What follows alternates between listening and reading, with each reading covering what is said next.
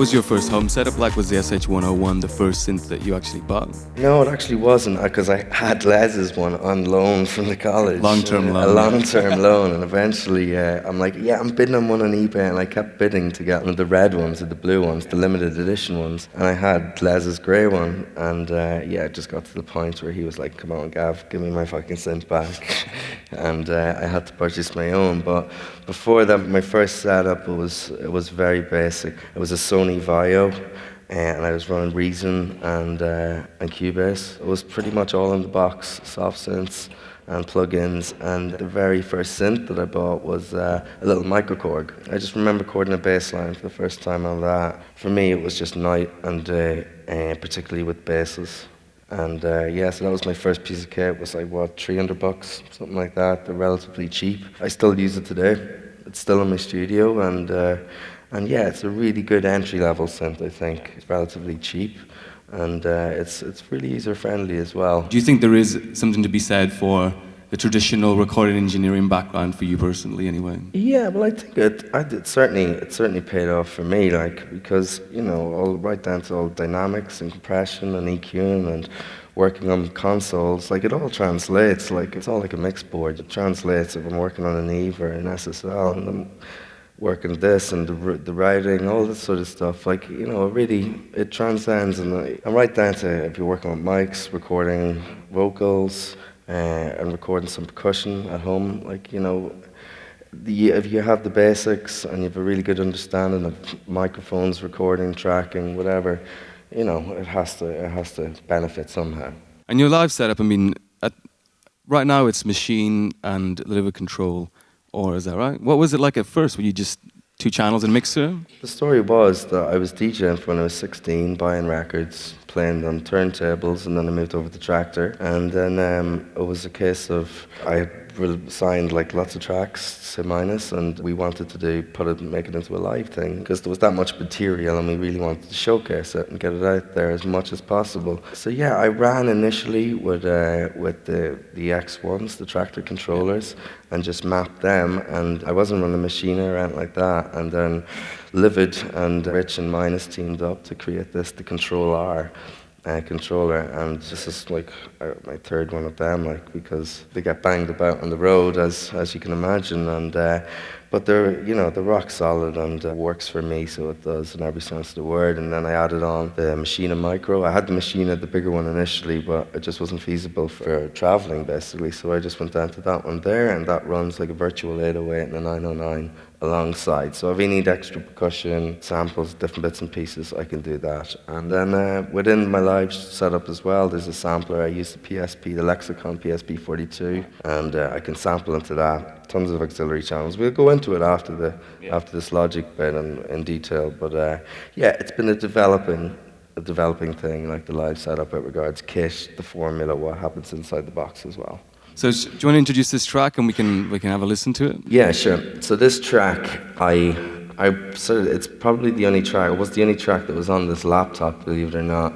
It was a track that I wrote sitting in my kitchen, and I was just after buying a soft synth that one of my friends was talking about, Diva by UE, and I just got Machina as well, the micro, and I was sitting at my kitchen table in this horrible little fucking wooden chair, and it was really uncomfortable. Maybe that's why I moved so fast through the track, but 6-7 hours later, and this had all come together. So all in orange here, you can see all the drum audio. So basically, if you are working on a small machine like this, I try to get to audio as quickly as possible, you know, to free up CPU, particularly because I was running like 3 instances of Diva, the synth here, for the bass line, the lead line, and then that one, Horror, as it's called, that creepy sound. So I bounced them at audio points that we are now. So all the orange was recorded with Machina Micro.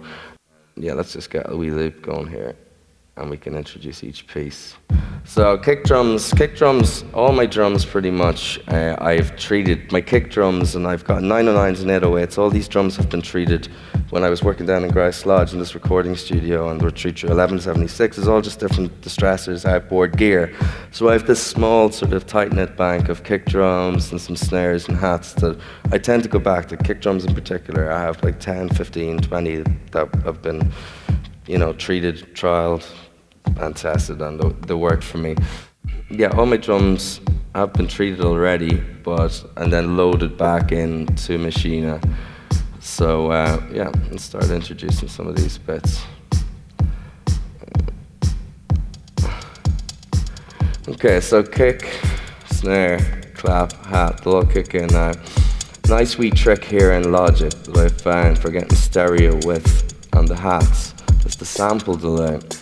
And if you offset the left and the right side by whatever 400, 500 milliseconds, you acoustically, psychoacoustically, you won't hear them separately. You'll hear them almost at the same time, but you're getting this amazing width. It's something that's in Logic, just a built-in sample delay. More hats, rides, and then different percussion, vocal percussion that I've loaded in here from various different sample banks that I've built up, I guess, over the years. And then, so that's our drums pretty much. That's them at full pace now. And we start having a look at the bass line, which is the Diva also.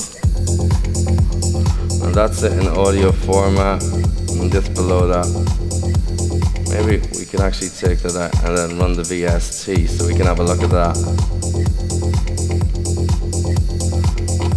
So that's that there. And yeah, so within this track itself, like, it doesn't do a whole much with the automation. It's the filters opening, and then we're just jumping octaves further on up in the track. And yeah, little treatment on it from, I tend to use the SSL bus compressors with some wild pump compression, sidechain compression there. EQs, I use the Synalcus. I have a frequency analyzer on that, so I can pay good attention to what's going on there. Renaissance R bass, because it is soft synth and I'm not getting enough sub out of it. So this is a good tool, I find, and I've been using it for 5 or 6 years now. And then stereo tool, because I want to bring that in and make that mono. I like to keep all my basses central. It leaves plenty of room for everything else then. And then just some more compression then at the end after all that. So that's pretty much a bass and drums all run. And let's just get some other stuff in the go. So all those sounds, were they, apart from the kicks, they're from Machine's library? No, so some of the kick and the clap, some of the hats, they've been all treated and then reloaded back in. Okay. But there is sounds in there, and I've often used many of the sounds within the Native Instruments library. They sound wicked, they sound super tight. It's what you do after them that really sort of, for me, takes them to the next stage. Yeah. The treatment, obviously grouping them, makes a big difference. So if we look at my mixer here, we can see that the drums, I group all the percussion, and then that's bussed into group drums as well. And again, SSL bus compressor over that, just tighten things up. So the second lead sound in it, this fella here, it's simple little beats on triplets or dots, and then just automated.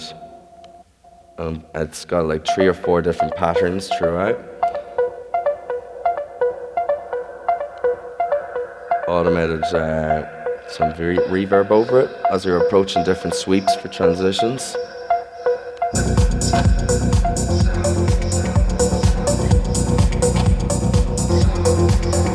And then just some small dropouts, say for the likes of the bass line and stuff up here. You know, reverb, give it a bit of a tail off.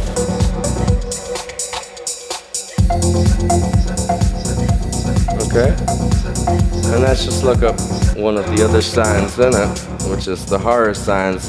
Pretty amazing sound, and this was a straight up preset that I just pulled up, and then I ran it through like valve distortion basically, and just rerouted it back in. So like a lot of it I did in the box, but the finished product was brought onto my big machine, so it was, and there was a couple of elements that were retreated, sure, yeah. You know. And then if we look at some of the vocals down here, the vocals I recorded on my laptop, so I did as well. So you just use your built-in mic? Yeah, exactly. Yeah. It's like a set of headphones. This was the whole point, and why I'm showing this is, I guess, is that all you need, really, all I had to do this was this laptop. I didn't really need to use this because, you know, you have your built-in machine here, so you can operate on that also.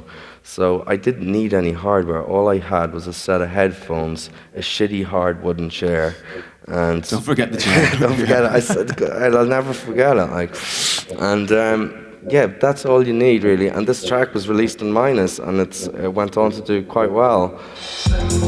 And yeah, you know what I mean. Like the whole point is that you can have all this gear, and I've built up quite a nice studio. I'd like to think now at this stage, but realistically, a laptop, a set of ears, and a wee bit of will.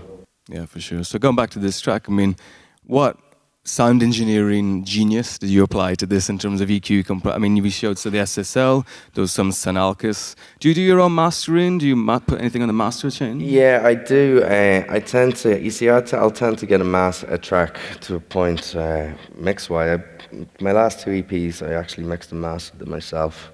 And yeah, and I know that's a wee bit sort of like, it's a touchy subject for a lot of people, because I know from being an engineer that it's hard to hand your track over to somebody else, unless you really trust them as a professional what they're doing. But it's great to get another set of ears on it, really, and a less sort of someone who's not as connected to the song, that can sort of pull like frequencies out of, a bass line or something that you wouldn't dream of, but it works for the track, or it works for the end product. So sometimes I bring it the whole way from mixing right through to mastering. In this particular instance, I just have, say, a built-in logic limiter, and then a Kramer tape machine, just running over the master output, just for clipping and for just a wee bit more volume for me, myself, on my phones, like, because I'm running out of the onboard sound card here.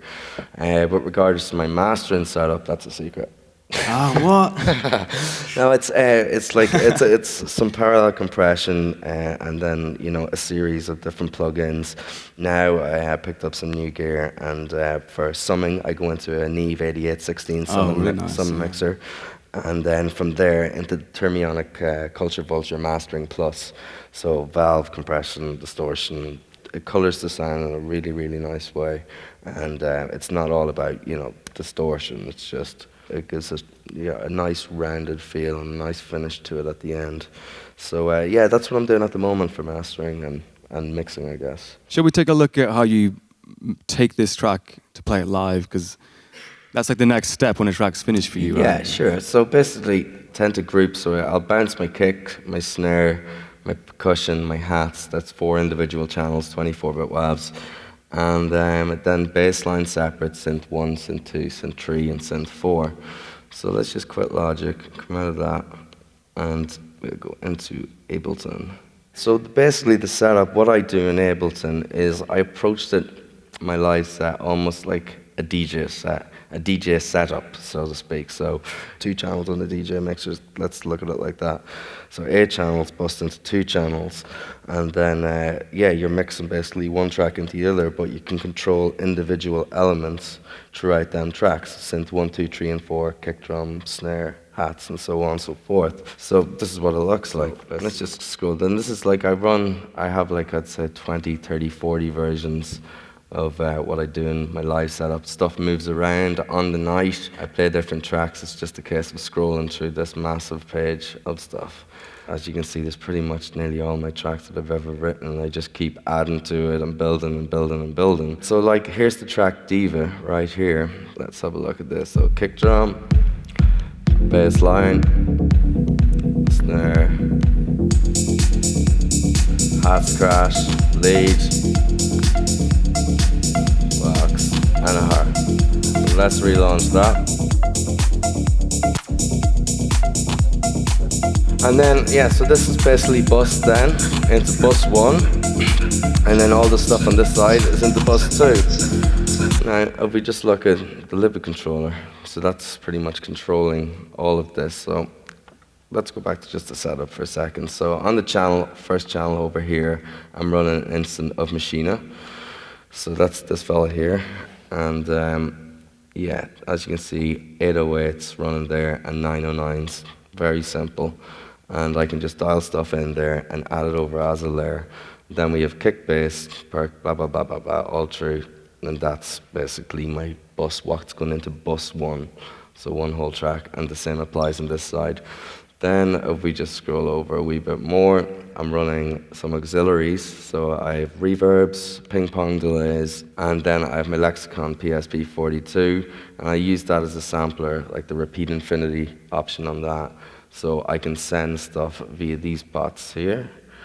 So I can send stuff to say C, which is the lexicon, and then I can grab a sample of that, like grab a bar or something like that, and then I can physically speed it up and slow it down here with that. So the setup is something that I've developed over like a year and a half, 2 years of just trial and error and developing, because I was just running it as one, but then I wasn't getting the flexibility in a live environment if, you know, it wasn't the sort of party that was going full on techno and I needed to tone it down a bit. This allowed me to do that, so I can just go up and down. This is just like, it's like a DJ box basically, a big folder full of tunes. So I can go through that and then I can launch then from the scenes with this fella here, you know. Let's have a look at bus 1 and bus 2. So bus 1 and bus 2, I've got a high pass filter, and then I'm sending reverb, I'm sending delay on this fader, and then send the lexicon on the third fader. Above them, my pots are my sends here, so the RC sends. So I can send individual sounds to the lexicon and then use the repeat infinity option, and then I'm basically turning it into a sampler.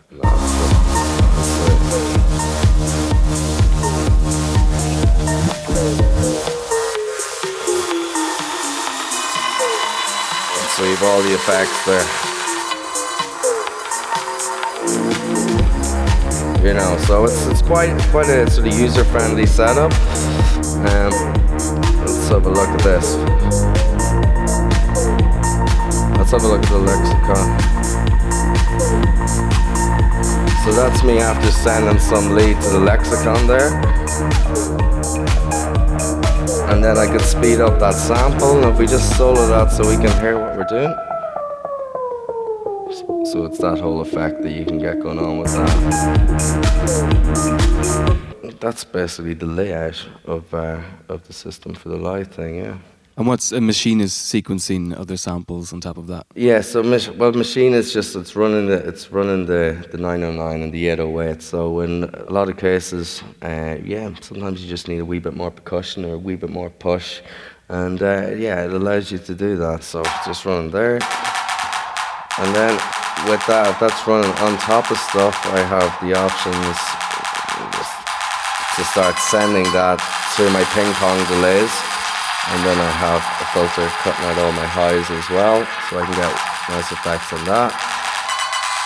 My delay on that, the ping pong delay, it's not syncopated at all. You run it by ear, and that's basically the time. It's great for build-ups and you know, creating big crescendos and stuff like that. You can add on top, so.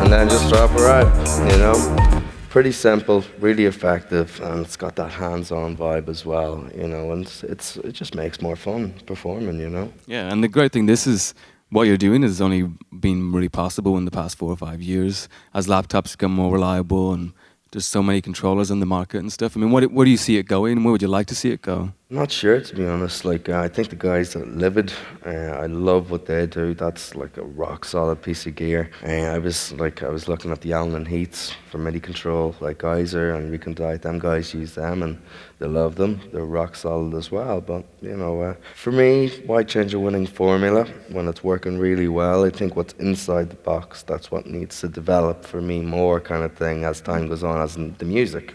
You know, that's what's going to keep it more fresh for me. So my focus is on that. It took me a while to sort of get this to a nice, comfortable place where everything's stable and everything works really well for me. And, you know, I know where everything is. And, yeah, but it's not to say, like, I introduced a guitar pedal. I was using that in Miami and for grabbing the repeat infinity, for grabbing, like, samples and stuff, because sometimes 2 hands just aren't enough. And also on my iPad as well, the Touch OSC, I tried that out, but because I'm such a sweaty motherfucker. It's all about dancing. Yeah, all that dancing. It doesn't really work. And next thing, you know, I've a soaking wet iPad. So, yeah, it's not really practical for me, anyway. Yeah. You know. So what piece of advice would you give to someone who wants to take their tracks on the road in a similar way?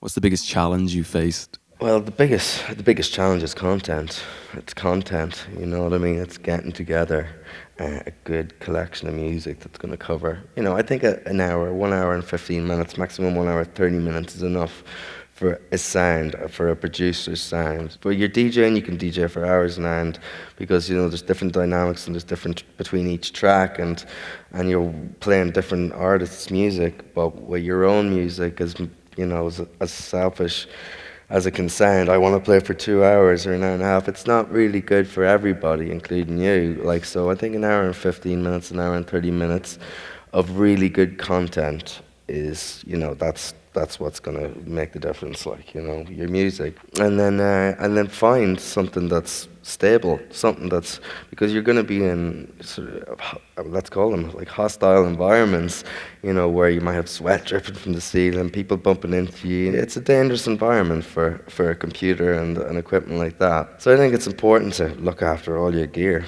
really, really is. All your cables, all that sort of stuff. And most important is content, having the good solid bank of music to go out there and play.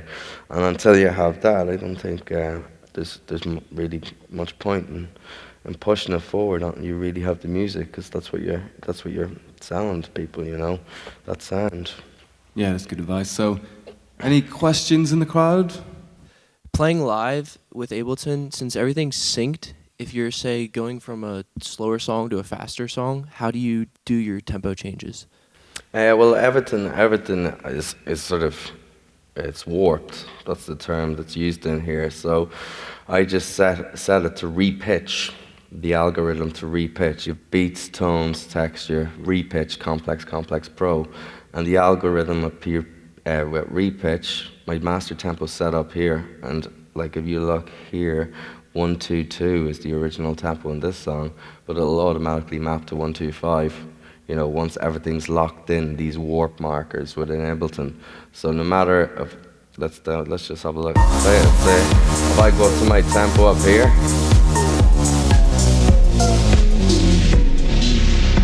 everything's still synced because the algorithm repitch.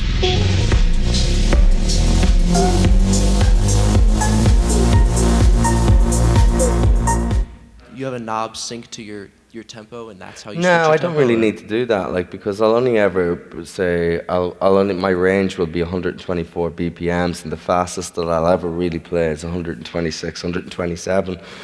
So it would be a waste of a pot in my eyes, a pot or a fader on my controller. So it's just a case of going up there and hitting my up and down arrows, basically, to jump between tempos. Pretty simple. Cool. Any more questions? I was wondering if there was any plugin you would recommend to get better sound out of Ableton or whatever program. Like as an engineer, if you really want to make sure you have it could be a limiter, EQ, what have you. So yeah, the SSL for compression, the EQs, I use Synalskis plugins for them, and then yeah, the Kramer tape machine is that's part of the Waves bundle. That's a really nice piece of kit, and I'll run that maybe over a bass line, over vocals, but also you can have that on a master output. It gives it a nice wee bit of rounded extra weight, you know. So yeah, between the SSL plugins, the Synalskis, and yeah, obviously the Waves bundle, there's a lot of stuff there, but I think if you sort of find a favorite in there, you know, that works for you, the Kramer tape machine works quite well for me.